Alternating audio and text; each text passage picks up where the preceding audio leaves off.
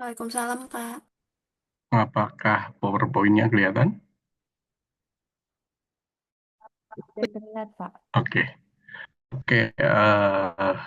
Kita ketemu pada mata kuliah model linear general atau general linear model ya, yang kita singkat GLM itu. Nah, sebelum memulai perkuliahan, ada beberapa hal yang ingin saya sampaikan untuk apa ya, rambu-rambu perkuliahan, sehingga dengan adanya rambu-rambu kita tidak istilahnya bebas tanpa aturan gitu ya.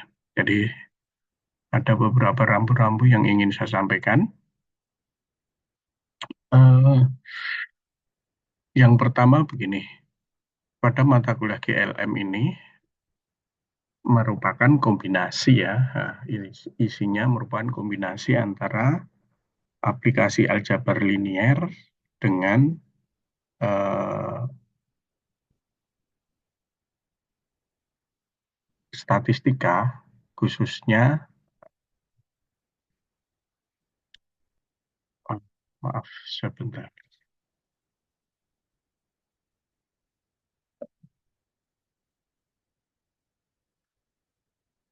khususnya regresi linier berubah ganda. Ya, tetapi karena kita ini mahasiswa matematika, mungkin pendekatan kita eh, lebih banyak dari sudut pandang aljabar linier. Jadi GLM itu sebagai implementasi dari aljabar linier, bukan sebagai perluasan dari regresi linier ganda gitu ya. Jadi meskipun kita juga akan membicarakan regresi linier berganda, tapi sudut pandangnya berbeda dengan sudut pandang dari teman-teman dari statistika. Kalau dari statistika mungkin mulai dari awal itu langsung regresi linear berganda. Kemudian aljabar linearnya dianggap uh, at is gitu ya. Nah, sekarang untuk matematika kita balik, kita melihat lebih banyak aljabar linear dengan implementasi di regresi linear berganda. Itu. Nah, jadi ada mungkin nanti di statistika juga ada gitu, tapi sudut pendekatannya berbeda. Eh, Kompetensi yang ingin dicapai pada mata kuliah ini eh, diharapkan mahasiswa itu mampu memahami konsep dan mengimplementasikannya dalam menyelesaikan permasalahan nyata menggunakan teori yang dipelajari ya. Nah, kemudian didasarkan kepada referensi yang baik. Ini kompetensi yang ingin dicapai. Artinya, kami ingin memberikan konsep GLM kepada Anda. Kemudian dengan konsep ini, Anda nanti diharapkan mampu, misalkan Anda menulis tugas akhir, ya, implementasi GLM di dunia kerja. Misalkan GLM untuk forecasting, GLM untuk analisis data, GLM untuk supporting keputusan, pengambilan keputusan, supporting untuk pengambil kebijakan, gitu ya. Misalkan pengambil kebijakan dengan GLM, Anda menganalisis kepadatan lalu lintas di suatu ruas jalan, mungkin Anda akan menemukan solusi, oh ya apakah misalkan ini di jalan tersebut perlu dibuat aturan lampu merahnya tidak harus sama, misalkan seperti itu ya. Itu berarti nanti outputnya kebijakan. Tapi bisa juga pengembangan Anda dengan GLM, mungkin, oh ya GLM bisa dikembangkan lebih lanjut untuk masalah misalkan data-data yang non stasioner misalkan, itu ya. Nah, kemudian perkuliahan kita akan seperti apa?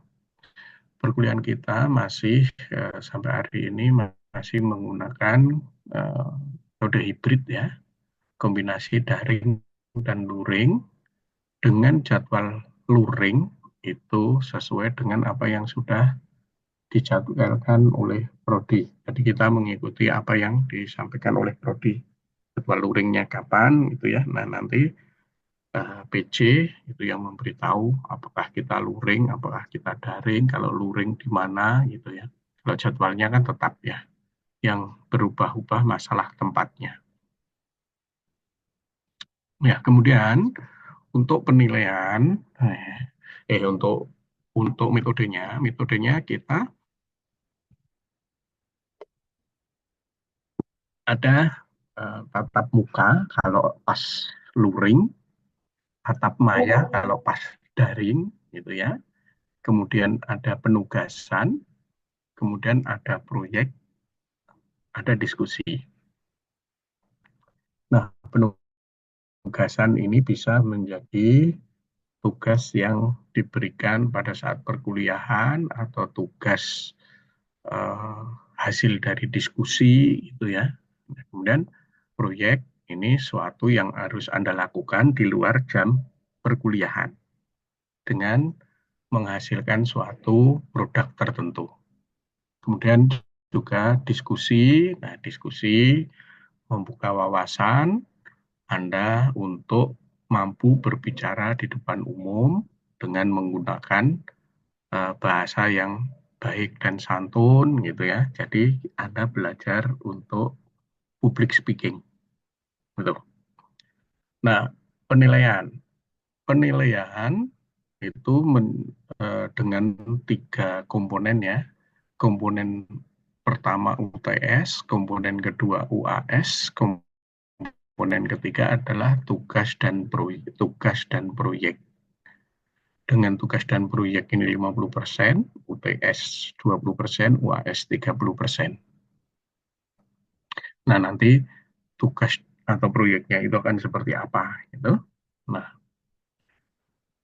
kemudian untuk mengurangi pertanyaan yang tidak perlu atau komplain yang tidak perlu itu ya. Nah, karena saya selalu eh, setiap semester itu selalu ada mahasiswa yang WA itu menanyakan, Pak, saya hadir terus, tidak pernah bolos.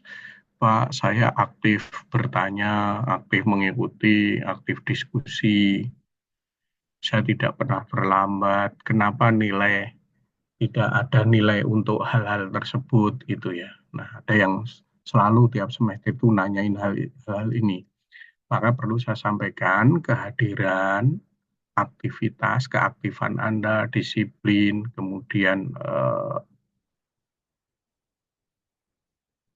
partisipasi Anda di dalam perkuliahan itu merupakan suatu bagian yang integral dari perkuliahan. Jadi itu hal yang umum atau pada dasarnya harus begitu, gitu ya.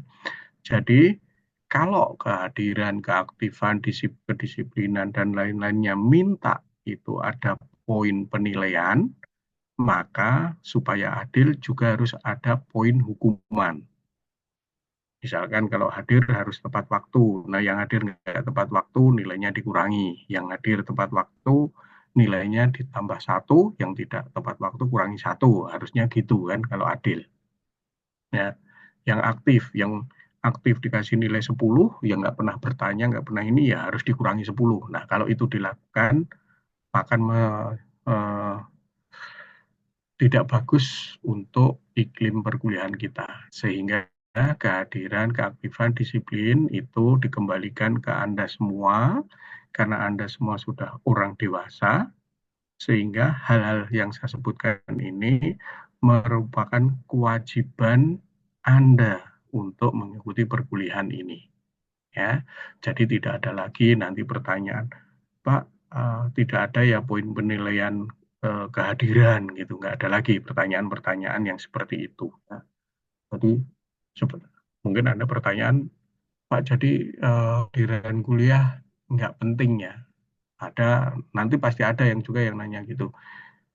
Nah, kehadiran kuliah itu kewajiban Anda, gitu ya. Kalau Anda misalkan nih, di dalam aturan kehadiran maksimal, absen itu maksimal 20% misalkan gitu ya. Terus Anda hadirnya kurang dari absennya lebih dari 20%. Maka kalau aturan itu diterapkan, Anda nggak boleh ikut ujian. Ya kan, kalau aturan itu diterapkan. Sehingga hal-hal seperti itu setidak semuanya itu harus didasarkan kepada hitam putih, didasarkan kepada aturan yang keras, semuanya tahu diri, tahu ada aturan yang harus dilakukan, mana aturan yang harus dilakukan tanpa harus di uh, disebutkan di depan publik, gitu ya. Contoh ada lagi yang uh, pernah saya jumpai ya, tapi tidak sekarang-sekarang ini, beberapa waktu yang lalu saya jumpai ada mahasiswa yang nilainya saya kasih nol karena nyontek. Nah, kemudian dia bertanya, apa buktinya saya nyontek? Itu saya kasih tahu bahwa jawaban Anda sama persis dengan jawaban teman Anda, huruf-hurufnya, notasinya semuanya persis. Sehingga yang nyontek dan yang dicontek saya nolkan. Nah, masih protes lagi masih yang bersangkutan. Pak, itu kan hasil. Tapi kan Bapak nggak melihat proses. Nah, seperti itu. Jadi harusnya supaya adil, Bapak juga menangkap kami pada saat nyontek. Ada peringatan gitu. Ya, ada yang sampai seperti itu. Nah, saya nggak ingin Anda menjadi manusia-manusia yang model begituan. Ya, jadi sudah tahu mana yang boleh, mana yang nggak boleh, mana yang uh, baik, mana yang tidak baik, mana yang salah, mana yang benar, Anda sudah paham karena Anda manusia dewasa dan mahasiswa. Hal ini perlu saya tekankan karena kalau sebenarnya 1 tahun sampai 2 tahun ke depan Anda akan bekerja. Nah, ketika Anda bekerja, banyak hal yang tidak tertulis, tapi kalau Anda melanggar, Anda langsung dihukum. Ya, mungkin ya begitu Anda keterima di tempat kerja Anda termasuk perusahaan yang disiplin dalam hal jam kantor. Datang maksimal jam 8, pulang minimal jam 4. Tank jam 8.00, jam 16.00. Begitu Anda datang jam 8 lebih 1 menit, maka gaji dipotong. Dan itu tidak semua perusahaan menyampaikan kepada karyawan. Ya, nah, nanti karyawan baru protes ketika ada potongan. Misalkan seperti itu. Nah, hal-hal seperti itu Anda mencari informasi, Anda belajar dari kondisi sehingga di tempat kerja Anda akan bekerja di tempat yang nyaman karena kenyamanan suatu tempat ditentukan oleh Anda sendiri dan orang lain. Oke ya, ini proses belajar. Kemudian waktu kita 3 SKS itu 150 menit ya. Nah, di tatap muka 150 menit tugas terstruktur, 150 menit tugas mandiri. Nah, saya akan berusaha mengoptimalkan jumlah waktu SKS ini dengan tugas dan proyek yang akan diberikan. Oke, untuk tugas terstruktur, tugas ini akan diberikan ya setiap eh, pada saat perkuliahan atau akhir perkuliahan. Jadi pada saat berlangsungnya perkuliahan, misalkan ada uh, tugas beri contoh begini, begini, begini, beri yang bukan contoh begini, begini, buktikan teorema ini, buktikan ini, apakah ini benar atau salah, dan seterusnya. Ini masuk tugas terstruktur. Jadi tugas yang diberikan selama perkuliahan.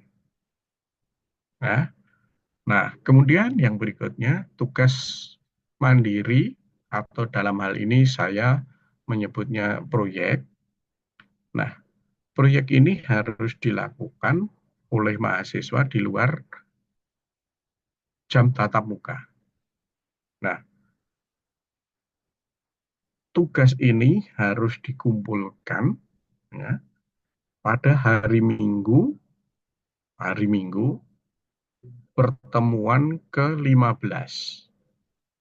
Ya, harinya Minggu pertemuan ke-15. Di luar itu, misalkan ya, sebelum itu silahkan ya.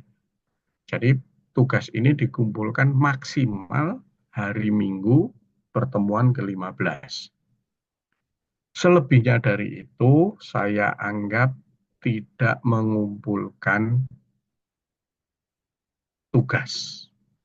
Ya, jadi dari awal sudah saya sebutkan no excuse karena selalu saya menerima WA, Pak, mohon maaf terlambat karena internet di tempat saya mati. Pak, maaf, saya mengumpulkan terlambat karena HP saya bermasalah, gitu ya. Nah, itu masalah klasik, masalah yang selalu saya temui di tiap semester oleh mahasiswa-mahasiswa tertentu. Nah, makanya dari awal sekarang saya sampaikan ini, no excuse ya, pokoknya selebihnya yang mengumpulkan lebih dari hari Minggu pertemuan ke-15, nggak usah WA, nggak usah segala macam, karena otomatis dianggap tidak mengumpulkan. Oke. Kenapa saya begitu? Karena waktu ini cukup lama. Kalau waktunya mendadak, nah saya ada excuse. Ini waktunya cukup lama. Jadi 15 kali pertemuan dari hari ini. Oke. Nah, tugas atau proyek ini Anda menulis suatu artikel ilmiah atau makalah ilmiah mengenai implementasi GLM di asuransi atau keuangan. Ya, subjeknya itu. Judulnya terserah Anda. Tapi subjeknya ya implementasi GLM. Karena GLM bisa dipakai di mana saja, bidang apa saja. Nah, maka saya batasi GLM implementasinya di bidang insurance and finance. Nah, Anda harus menulis itu. Nah, makalah ini ditulis dalam LaTeX. Nah, nanti yang dikumpulkan itu file teksnya, bukan PDF-nya. Yang dikumpulkan adalah file teksnya. Supaya Anda mulai belajar menulis di LaTeX. Oke, nah artikel atau makalah ilmiah ini minimal harus memuat latar belakang, pembahasan, dan kesimpulan. Jadi ada pembahasan, ada latar belakang, ada kesimpulan.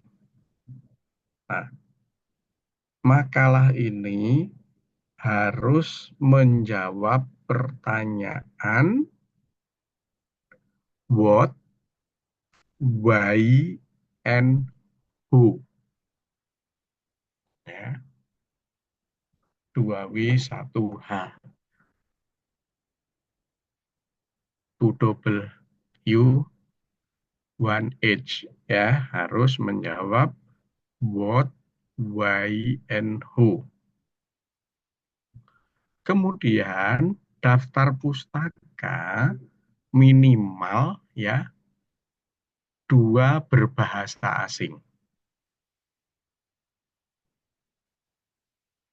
Kalau Anda misalkan Anda mengumpulkan tidak memenuhi syarat ini, apakah dinilai? Saya nilai, tapi nilainya di bawah standar. Kalau memenuhi ini, nilai standarnya adalah 50.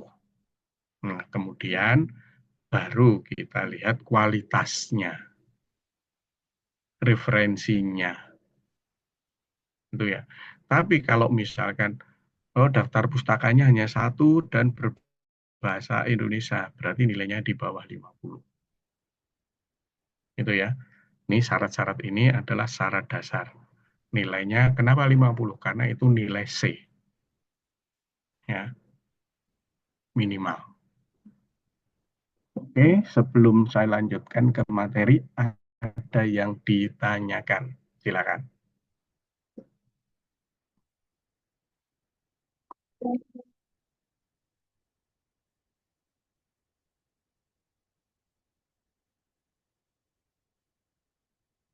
Nggak ada sama sekali pertanyaan?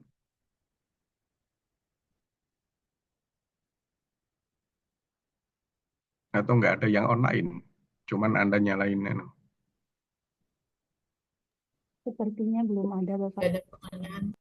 Oke, oke ya. Ini mudah-mudahan jelas. Sekarang, bentar, ini ada yang chat ngapain ini. Oke, sekarang kita ke materi. Nah, materi ini mungkin agak sedikit pas awal ini agak mudah ya, karena saya meresum atau mereview dari aljabar linier.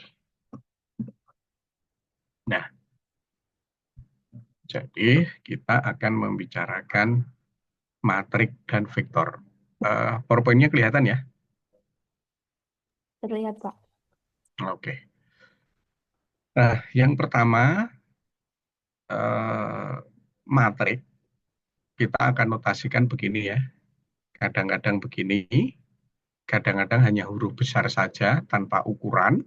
Ya, kalau ini AMN, ini artinya matrik A, ukurannya MN, itu ya.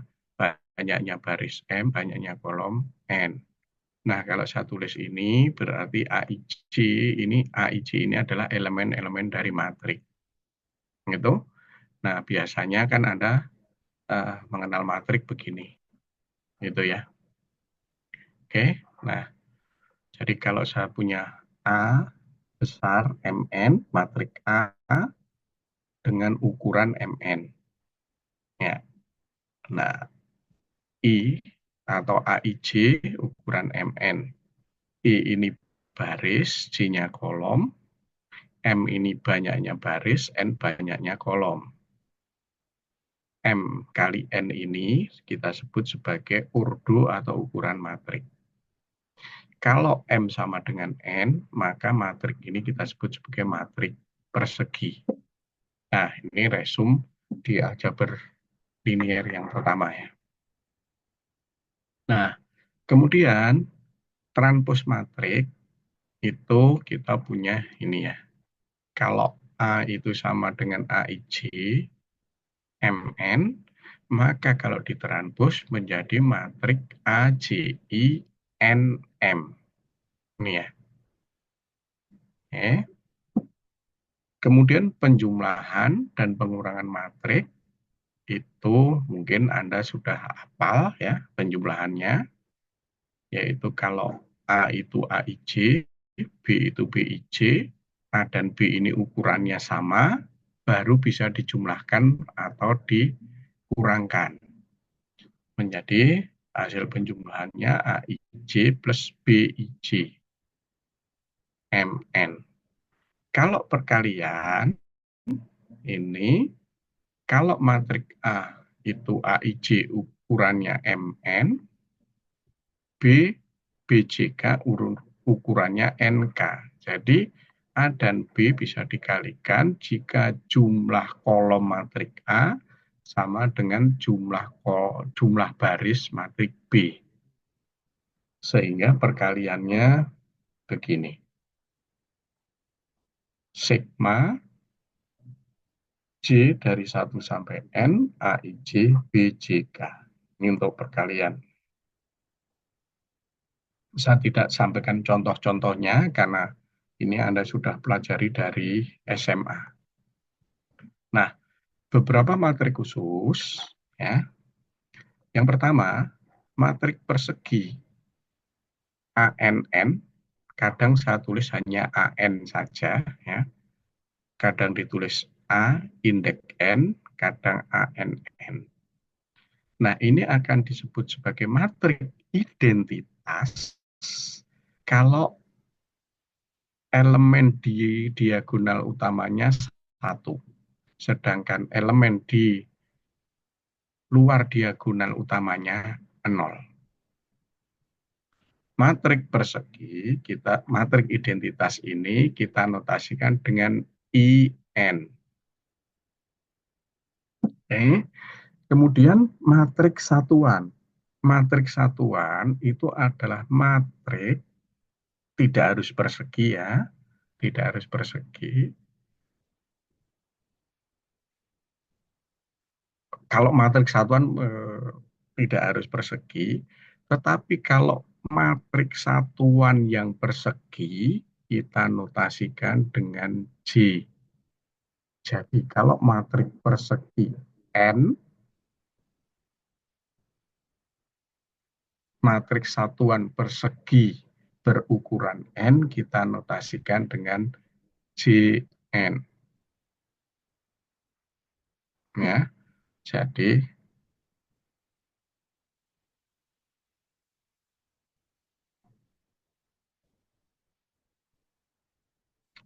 matrik satuan yang ukurannya N kali 1.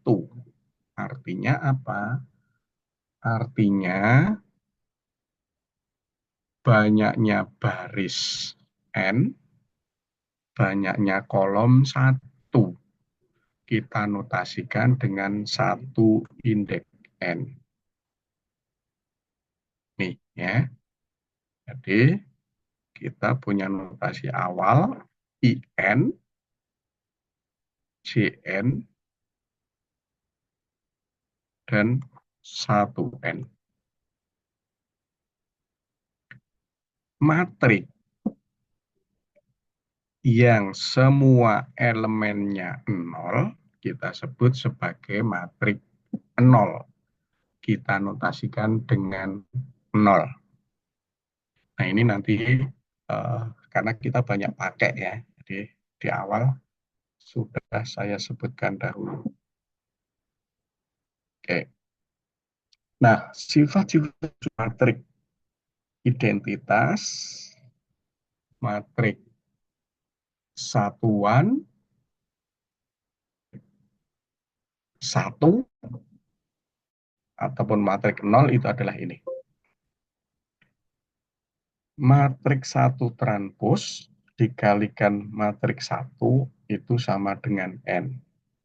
Tetapi kalau matrik 1 dikalikan matrik 1 transpos itu sama dengan matrik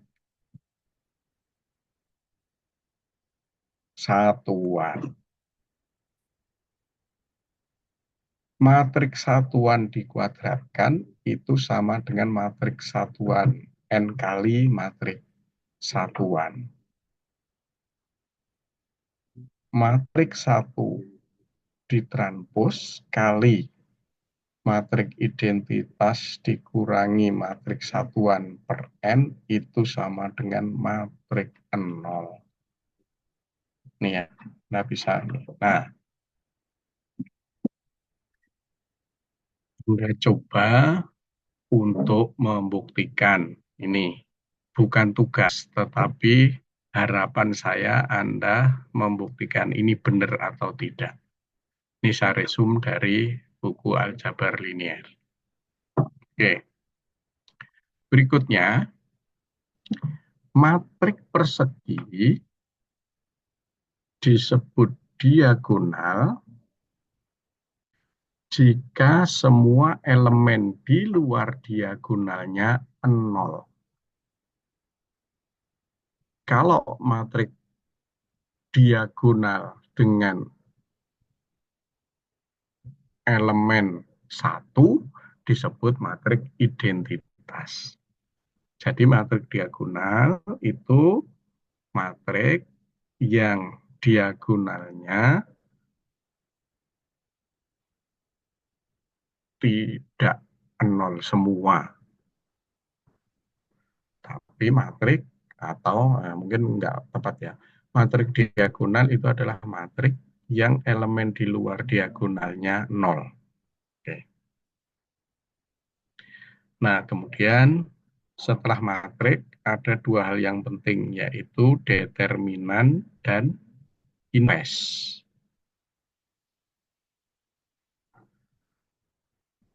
Matriks B dikatakan inves dari matriks A jika A kali B sama dengan B kali A sama dengan matriks identitas. Karena seperti kita ketahui, pada matriks, perkalian matriks itu tidak komutatif. Ya, kalau suatu matriks itu mempunyai inves, maka matriks tersebut kita sebut sebagai matriks non singular.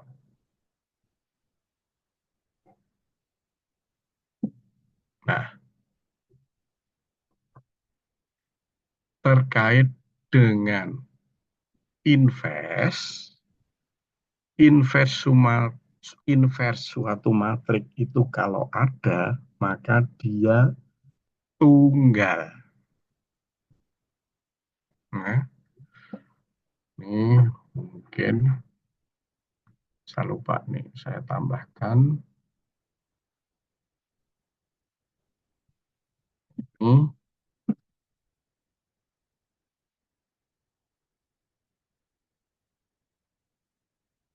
A kali B inverse itu sama dengan B inverse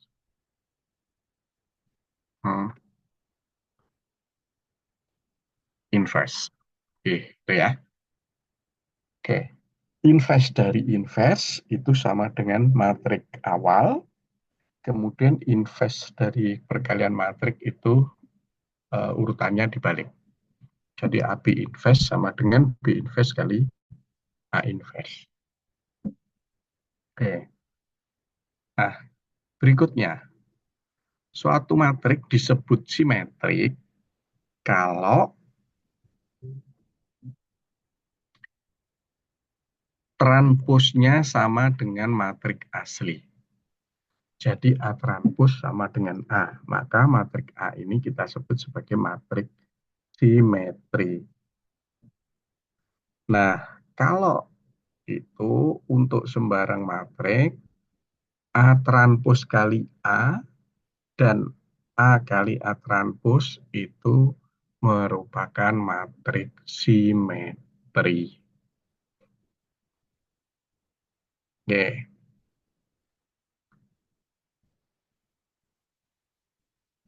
Oke, ya. Nah, sekarang pertanyaan saya. Untuk sebarang matriks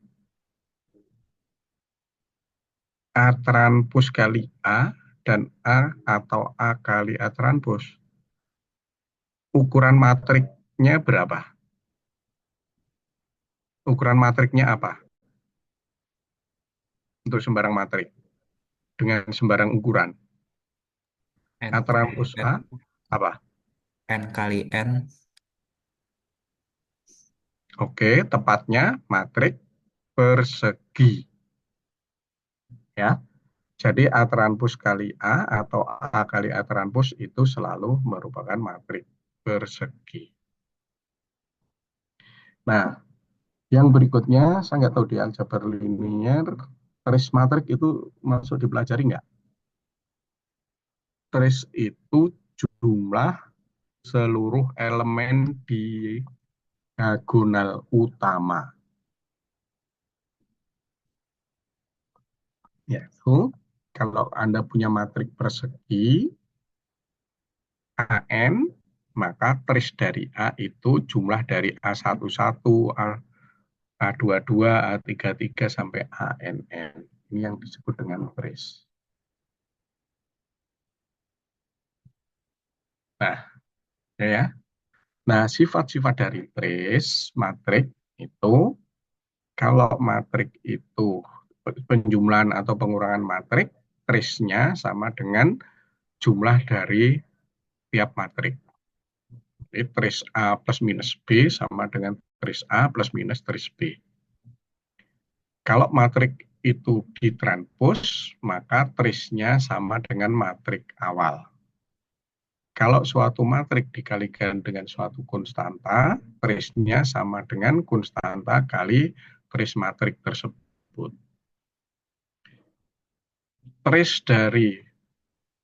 Tris perkalian matrik bersifat komutatif, artinya tris A kali B sama dengan tris dari B kali A.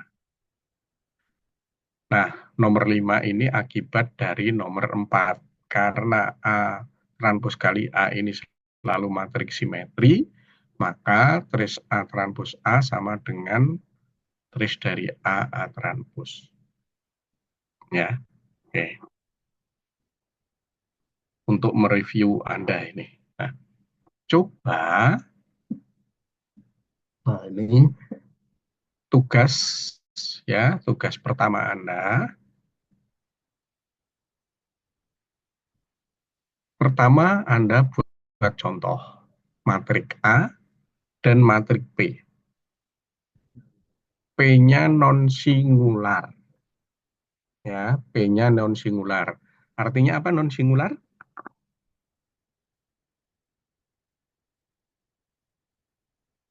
Halo?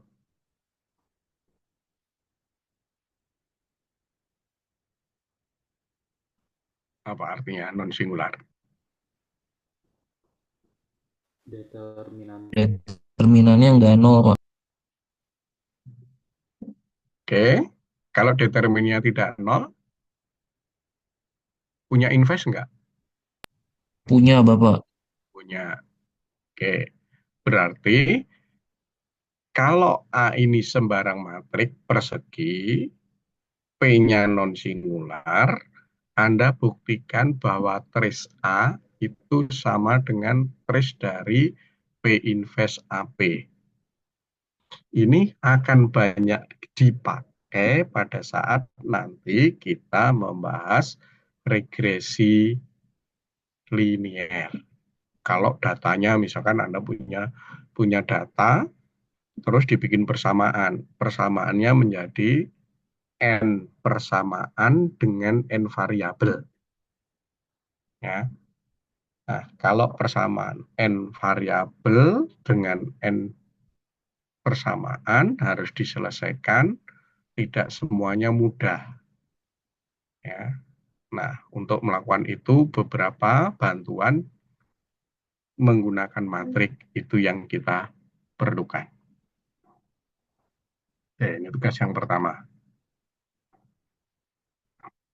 Kalau matrik ini ya, matrik introduction matriknya sudah, saya masuk ke ruang vektor.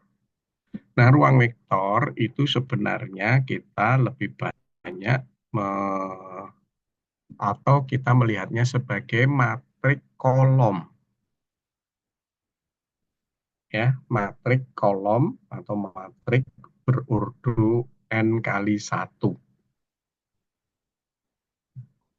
Ya, jadi kalau matrik kolom atau matrik berurdu n kali 1 ini yang kita sebut sebagai vektor. Tapi ya kita berangkat dari suatu field. Nah, kita notasikan vektor ini dengan A1, A2 begini, tapi bisa juga nanti dengan ditulis kalau bentar, atau kalau saya tulis gini,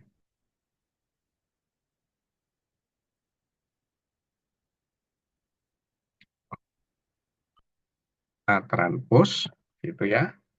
Itu sama dengan A1,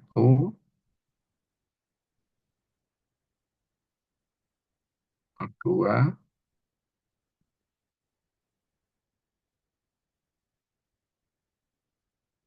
nah gitu. Bisa kita tulis dengan cara pertama atau cara yang kedua. Ini ya. Nah, cara yang kedua ini mungkin untuk menghemat penulisan ya, menghemat tempat. Gitu. Oke. Nah, kalau saya punya vektor, maka saya bisa membentuk ruang vektor. Ruang vektor, gimana cara membentuk ruang vektor? Kalau saya itu punya Vn, Vn ini himpunan vektor-vektor-vektor. Yaitu Vn ini isinya AI 1 atau A. Jadi isinya A11, A, apa, A, B, C, D gitu ya, di mana A itu sama dengan matrik kolom. Nah, Vn ini akan disebut ruang vektor kalau kombinasi linier dari vektor tersebut tetap ada di dalam V. Ya. Jadi V ini disebut ruang vektor jika kombinasi linier setiap elemen V itu di V. Atau bahasa yang lain, V tertutup terhadap operasi penjumlahan dan perkalian skalar. Ini kita sebut sebagai ruang vektor.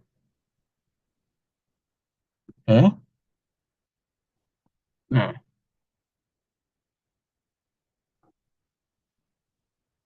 tidak semua subruang vektor itu merupakan ruang vektor. Tetapi kalau subruang vektor itu merupakan ruang vektor, maka kita sebut sebagai subruang vektor. Ya. Jadi kalau S itu subset dari V, V-nya ruang vektor, S-nya ruang vektor, maka S-nya kita sebut sebagai subruang vektor. Artinya sifat-sifat vektor berlaku di S. Kalau S-nya bukan ruang vektor, maka S ini tidak tertutup terhadap operasi penjumlahan maupun perkalian skalar. Gitu ya. Nah, penulisan seperti ini ya, ini kita sebut sebagai kombinasi linier.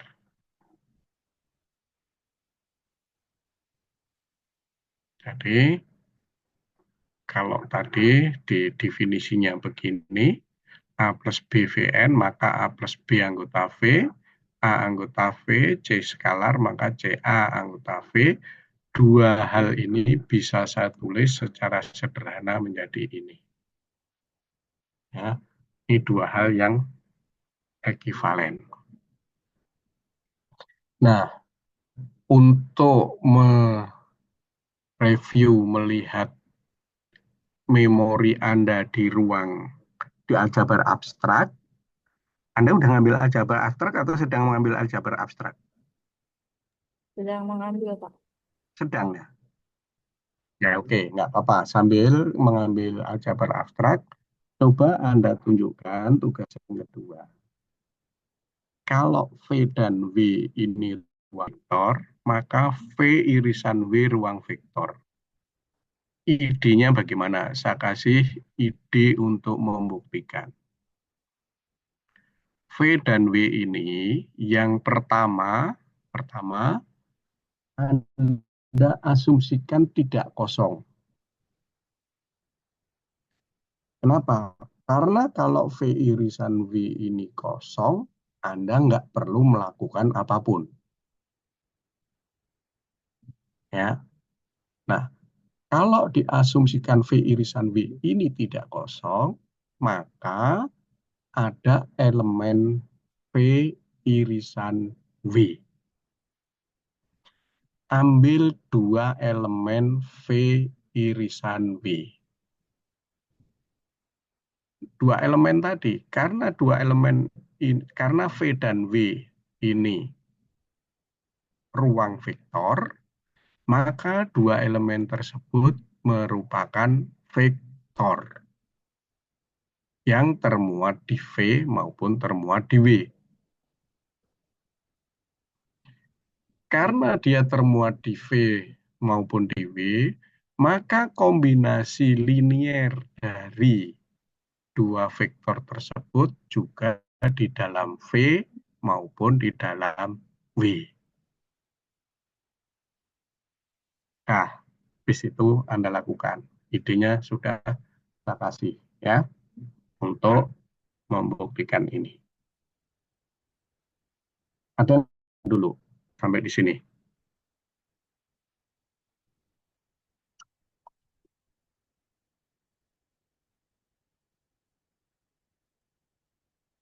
Ada ya? Oke, berarti jelas. Kita misalkan ini, tadi ngomong vektor, vektor seperti apa sih? Contohnya begini. Kita punya R3. R3 itu ruang apa ya? R-nya itu bilangan real.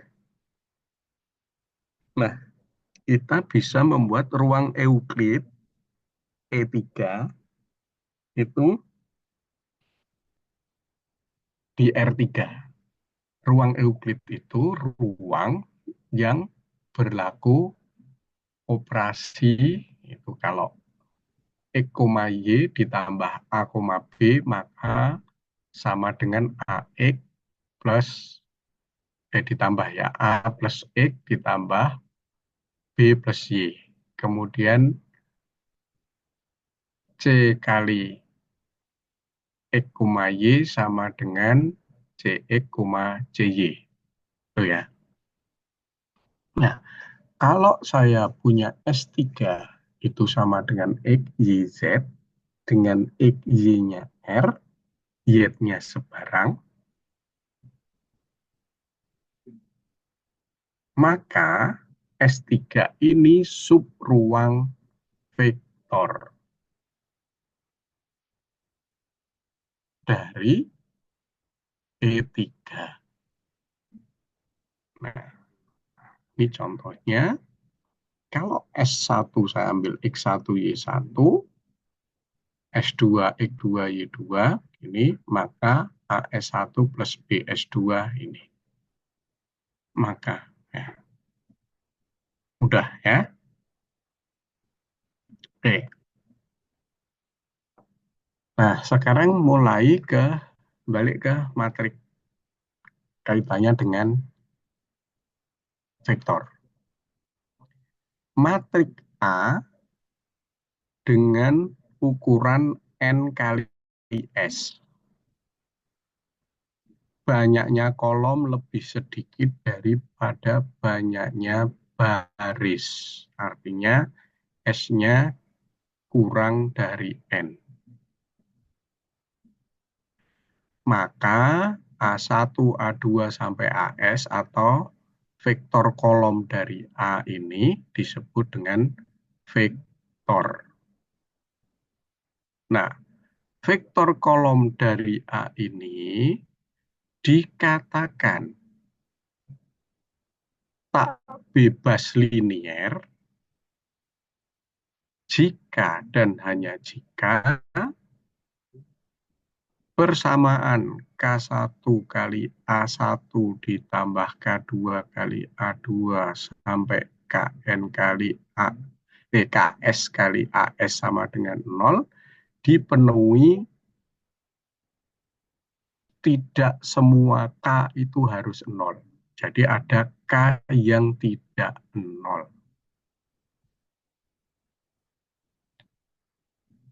Ya, itu disebut be, tak, disebut bebas linier.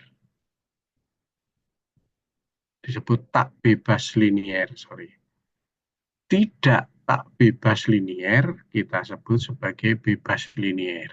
Jadi kolom A1, A2 sampai AS itu bebas linier jika dan hanya jika persamaan K1 A1 ditambah K2 A2 ditambah sampai AS KS sama dengan 0 dipenuhi hanya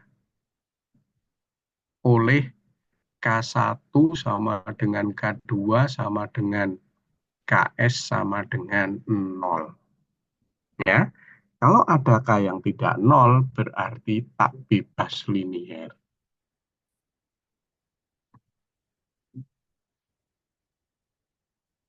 Nah, kalau matrik yang tadi, matrik A berukuran NS, berukuran banyaknya baris N, banyaknya kolom S, dengan banyaknya kolom lebih sedikit daripada banyaknya baris, atau S kurang dari N, maka terdapat sisanya, yaitu R, ya, vektor A1, A2, sampai AR, yang bebas linier. Sorry, kalau, saya ulangi, maaf. Kalau saya punya matrik ukuran NS, dengan S kurang dari N. Kalau terdapat vektor sebanyak R, yaitu A1 sampai AR, yang bebas linier, maka vektor sisanya, yaitu S dikurang R, sebanyak S dikurang R, dapat ditulis sebagai kombinasi linier dari A1 sampai AR.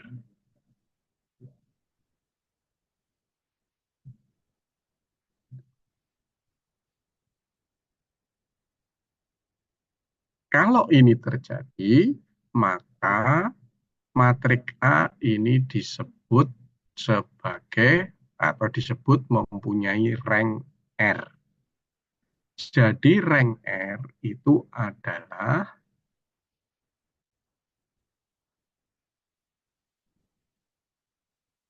banyaknya vektor maksimal yang bebas linier. Banyaknya vektor kolom yang maksimal, ya, sorry. Maksimal vektor kolom yang bebas linier dari matrik A sama dengan rank A. Tuh, lebih mudah. Contohnya ini. Ya. Matrik A itu 1, 2, 3, 4, 5, 6, 7, 8. Jadi kita punya 3 vektor. V1, V2, dan V3. V1 itu 147, V2 258, V3 369.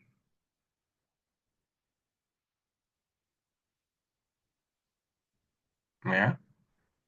Nah, di sini kita lihat bahwa V1, K1 V1, K2 V2, K3 V3 sama dengan 0 hanya dipenuhi kalau K-nya K1 sama dengan K2 sama dengan K3 sama dengan 0. Ya. Meskipun kalau Anda lihat di baris ketiga,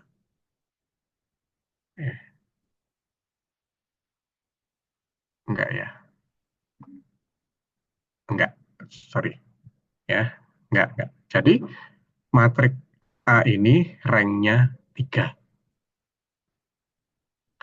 Contoh berikutnya kalau matrik B itu misalkan 1, 2, 2, 4, 5, 8, 7, 8, 14. Di sini terlihat bahwa V3 itu merupakan 2 kali dari V1.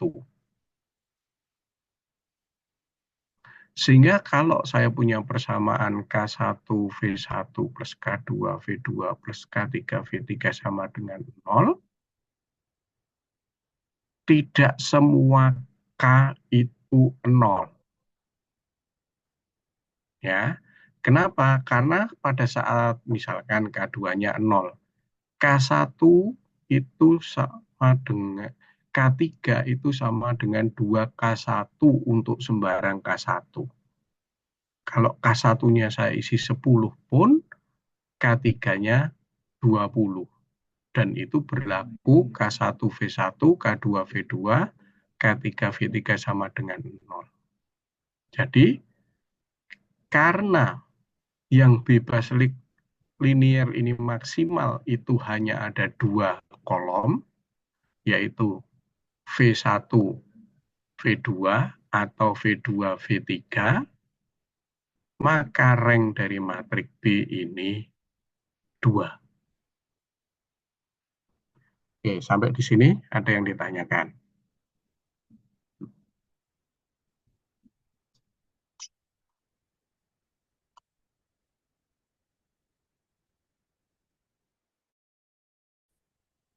Oke, enggak? Ya. Nah, ruang vektor itu mempunyai beberapa sifat. Yang pertama, sama seperti himpunan, yaitu ruang vektor A0 dan ruang vektor itu sendiri merupakan subruang vektor. Jadi kalau Vn ini ruang vektor, maka 0 dan Vn merupakan subruang vektor dari Vn. Ya. Sama kalau A suatu himpunan, maka 0 dan A merupakan subhimpunan dari A. Mirip. Kemudian yang kedua, kalau U ditambah V sama dengan U ditambah V, maka V sama dengan W. Artinya, hasil penjumlahan itu tunggal.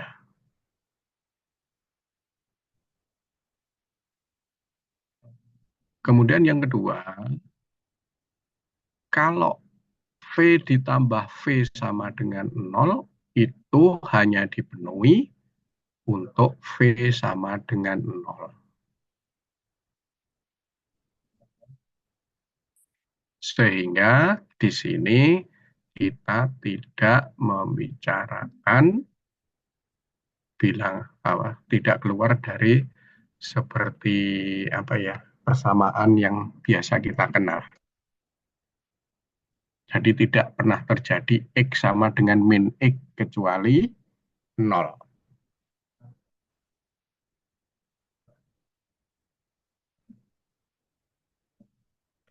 Nah, kalau ada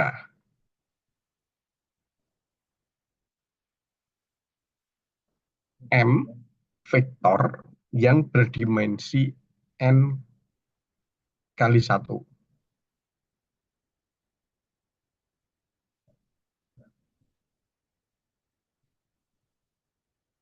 Dan M vektor tadi tidak bebas linier. Maka terdapat paling sedikit satu vektor, paling sedikit ya, artinya bisa lebih, yang merupakan kombinasi linier vektor lainnya. Jadi kalau Anda punya 10 vektor yang tidak bebas linier, maka pasti terdapat paling sedikit satu, bisa dua, bisa tiga, yang merupakan kombinasi linier vektor lainnya.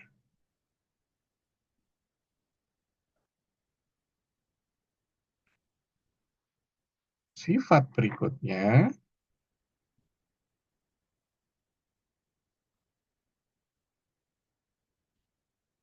kalau vektor A1 sampai AM ini bebas linear, tetapi A1 sampai AM plus 1 tak bebas linear, maka AM plus 1 dapat dinyatakan sebagai kombinasi linear dari A1 sampai AM. Jadi, 5 ini kondisi khusus dari 4.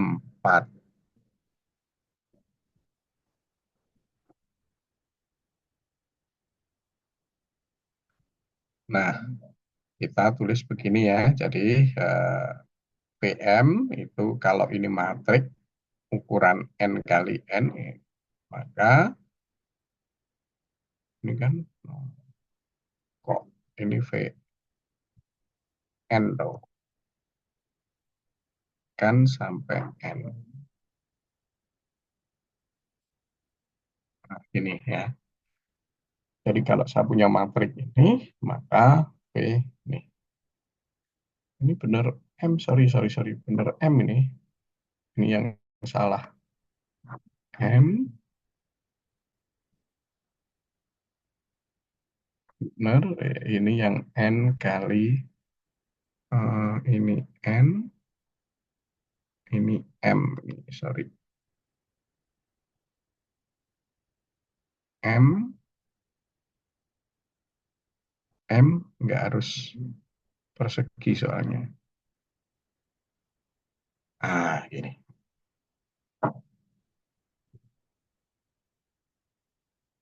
Oke.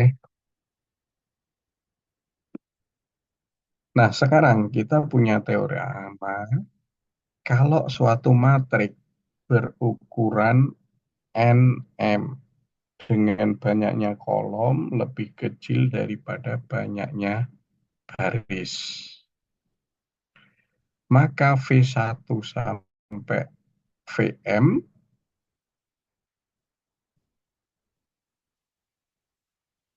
ini tak bebas linear jika dan hanya jika rank matrik tersebut kurang dari M.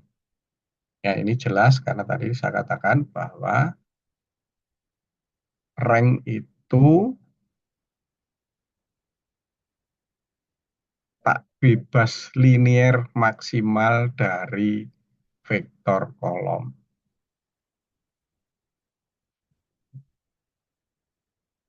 Nah, setelah bebas linear, kita lanjutkan dengan yang namanya spanning, generator, atau membangun.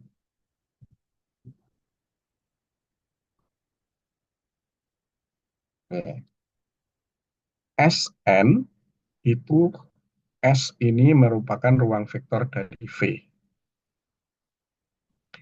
S ini disebut membangun V. Ya, S ini disebut membangun V jika setiap elemen V merupakan kombinasi linier dari elemen S. Ya, jadi S ini subset dari V. S disebut membangun V jika setiap elemen di V merupakan kombinasi linier dari elemen di S. Nah, untuk notasinya kita notasikan dengan spanning ya, SPS.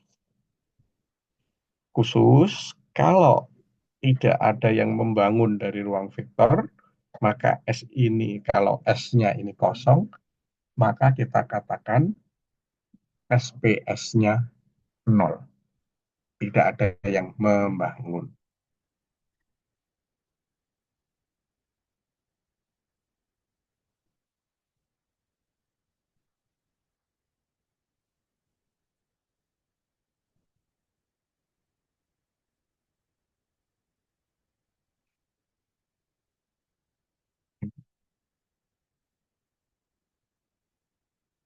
Kalau S ini sub ruang vektor dari V, maka SPS ini sub ruang bagian dari V. Ya. S-nya ruang vektor dari V, maka SPS-nya juga merupakan sub ruang dari V dan menguat S. Contohnya, kalau saya punya vektor 1, 2, 2, dan 1. 1, 2, dan 2, 1 ini anggota T. Ini saling bebas linier.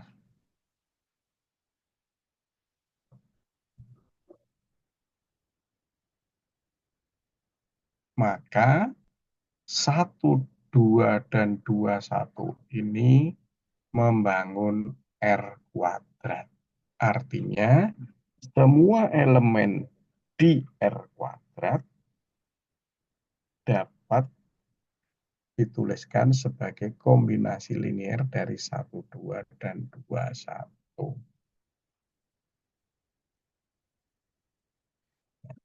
Misalkan Anda tuliskan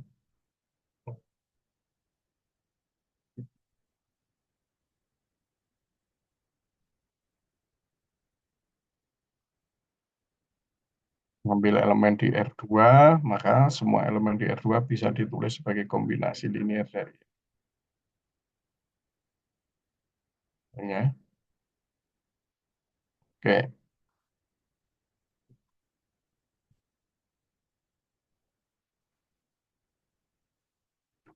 berikutnya.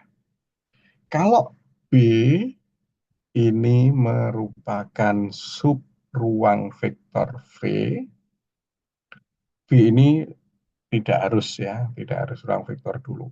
Tapi B ini akan merupakan ruang vektor dari V jika dan hanya jika tadi saya katakan bahwa setiap elemen di V dapat ditulis dengan tunggal sebagai kombinasi linier dari elemen B. Atau dengan kata lain, kalau V ini ruang vektor yang memuat V1 sampai Vm, maka Vm ini bebas linier dan membangun V. Maka V1 sampai Vm ini disebut basis.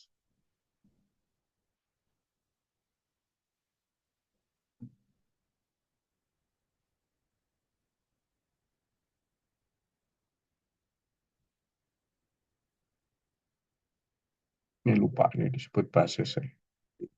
Sebut gini, lupa.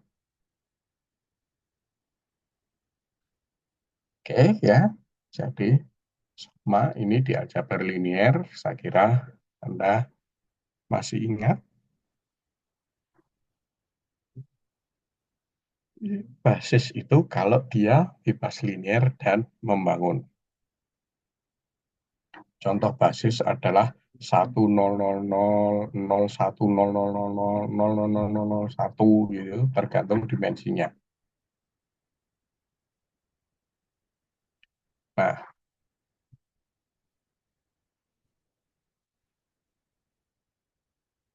suatu matrik non-singular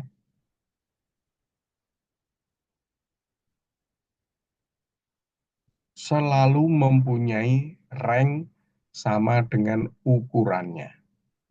Jadi kalau matrik persegi berukuran n atau ANN ini akan singular kalau rank dari A ini sama dengan n. Sebaliknya, kalau rank dari ANN ini n, maka ANN ini singular. Ya, kalau Anda lihat, kenapa? Karena A kali A invest sama dengan I. Sementara I kalau I ini ukurannya N, maka rank I itu adalah N. Ya, jadi singular, gampangnya A-nya singular, maka punya invest. A kali A invest sama dengan I N. Rank dari I itu N. Ya, karena rank dari I itu N, maka A itu ranknya N. Sebaliknya, kalau rank A itu N, rank AN itu berarti semua kolom dari A ini bebas linier. Ya, karena dia bebas linier, maka dia mempunyai solusi tunggal. Karena solusi tunggal berarti dia singular. Oke,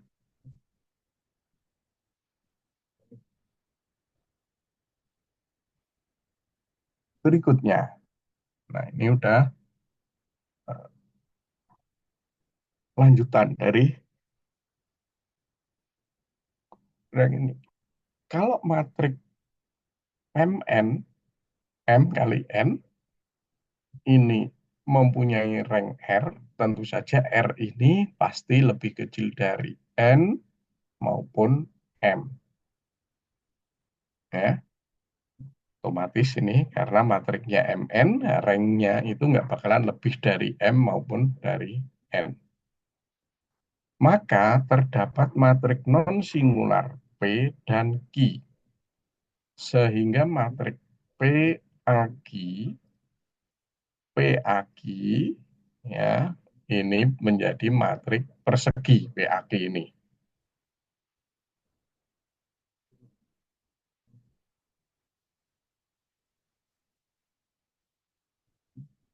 Maka PAQ ini akan berbentuk begini. PAQ itu sama dengan I0, baris, kolom, atau matrik 2. Dengan M sama dengan N sama dengan R. Kalau yang pertama ini ya, yang I itu M sama dengan N sama dengan R. Kalau yang kedua ini M sama dengan R kurang dari N. Kalau yang ketiga ini ya, M R-nya sama dengan N. Kalau yang keempat M-nya lebih besar R, N-nya lebih besar R. Gitu ya.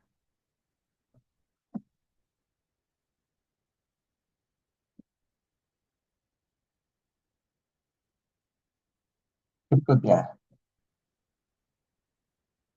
kalau matrik Mn itu mempunyai rank R, artinya R ini kurang dari M maupun N, maka saya bisa mencari gantinya ini ya tadi, gantinya P dan Q, itu yang kita notasikan sebelah kiri maupun sebelah kanan dari A.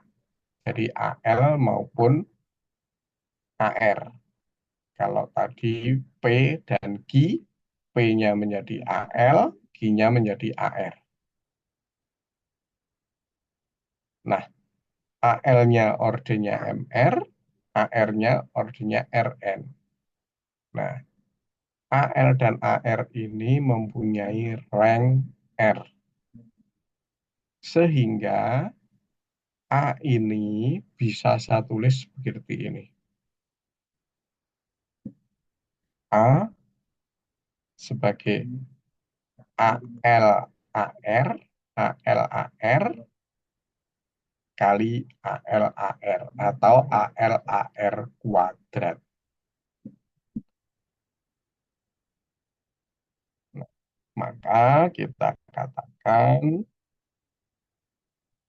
AL AR ini sebagai faktorisasi rank penuh dari A.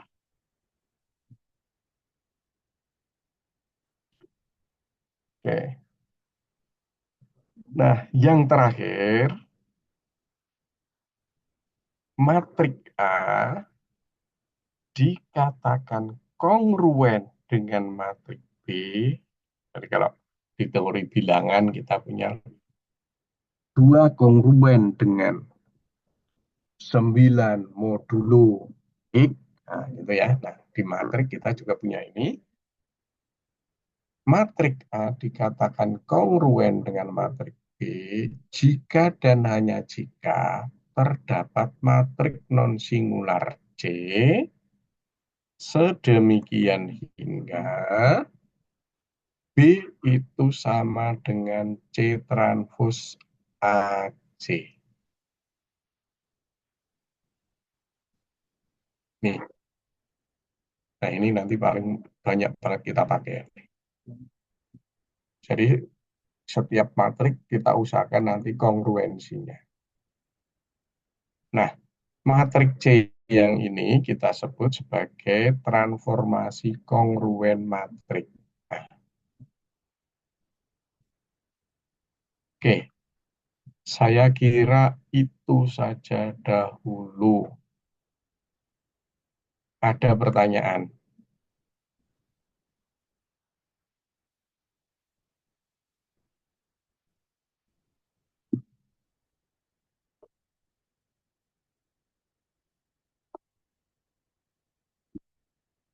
Nggak ada? Oke, pada pertemuan pertama ini saya masih dominan memberi materi, belum mengajak Anda untuk mengerjakan sesuatu. Nah, nanti di pertemuan berikutnya, saya harap ada soal-soal, ada teorema, ada pertanyaan yang harus Anda selesaikan pada saat perkuliahan, sehingga Anda terlibat aktif berdiskusi selama perkuliahan.